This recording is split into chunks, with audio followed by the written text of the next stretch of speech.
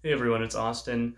With the other videos I made talking about where real estate is headed and where we are right now with this stay-at-home order, I also made some other videos about the closing process and how that might change, how we're modifying now, and also how we're going to be showing houses virtually that we can't get into homes physically just yet. So now I want to talk about how we're going to be writing offers in real estate.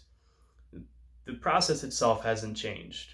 There are going to be a few experienced agents that are going to tell you about some new technology called DocuSign and AuthentiSign. And it's not new. It's not something that most agents, don't use already. It's something that we have had for a while, and I've always used in the 5 years I've been doing real estate. This is not the cool new technology that's going to save real estate. It's already there. What we are going to be doing differently with the real estate process is adding contingencies and extending contingencies and timeframes and allowing ourselves to be flexible and also protect our earnest money deposit. So you'll make offers the same way we have been doing. All the documents you need are online. As your agent, I'll collect those. I'll put them in order. I'll pre-fill all the spaces you need to sign, an initial and date and text box fill, and I'll send it to you. And while you're reading through it, you'll click the boxes and it will autofill your initial and signatures for you. Um, that's easy.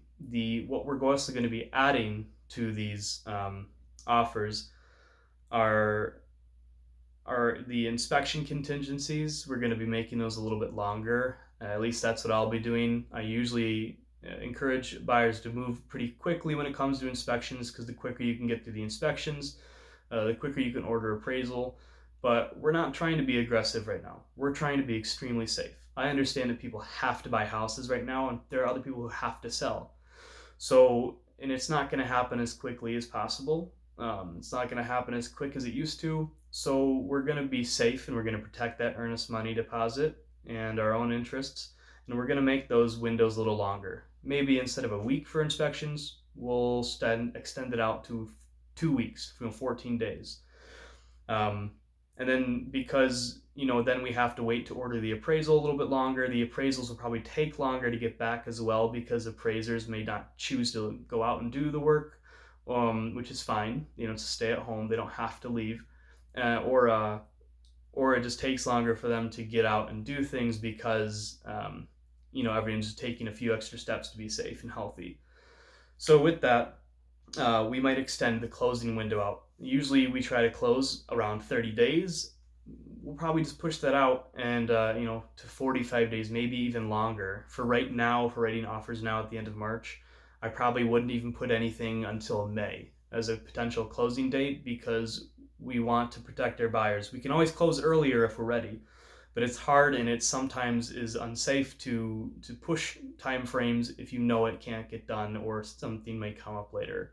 So we'll just be smart and we'll just push those closing timeframes out a little farther. And I think for the most part, sellers will understand. And good agents will explain to their sellers that this is just how things have to work. So, not changing the process of making offers, but just being smarter and safer about making those offers. We're also going to be adding contingencies to eventually do a physical walkthrough. You have to see the house you're buying. Your inspector will go to the house by themselves. We can't go and be part of that as normal, but you'll get a nice inspection report. And if you feel comfortable moving forward with that, we'll order the appraisal. You've already invested money into it. And then eventually we'll do the physical walkthrough. Hopefully when the ban is the stay-at-home order is lifted, and but hopefully sooner than that, we'll be able to modify the way we go see these houses and do our final walkthroughs. Things will change daily, like I said, so we have to be flexible and creative. So the idea is that we're making these contingency timeframes more flexible, maybe a little bit longer, and then making contingencies for you to be able to see the house physically, because it always looks different than it does in the pictures. So that's something that we're going to be changing. Most people will be making offers on houses that they haven't physically been in yet, but we will get something in the purchase agreement that allows you to see the houses. The other part I really want to drive home is that when you make an offer, you still have to put on an earnest money deposit. which is your financial handshake to the seller, showing them how serious you are about buying the house. That is collateral. And I always try to, you know, be a little bit more directive with the earnest money deposit. It is how serious you are it shows how serious you are to the seller, but it's also what you're willing to lose in the case that, you know, you do something wrong or don't get something done when you're supposed to. And obviously that's my job to keep track of all that, and I've never had a client lose their earnest money deposit. I can honestly say that in 5 years. Um, but you have to realize that the earnest money deposit is your collateral on the home. So that's why we're making smart and realistic timeframes for our contingencies and adding addendums to extend the closing date if we need to. So we're being smarter with everything there to protect your earnest money deposit and your interest in the home. We're also adding those conditions to be able to do a final walkthrough and hopefully a physical walkthrough well before that too.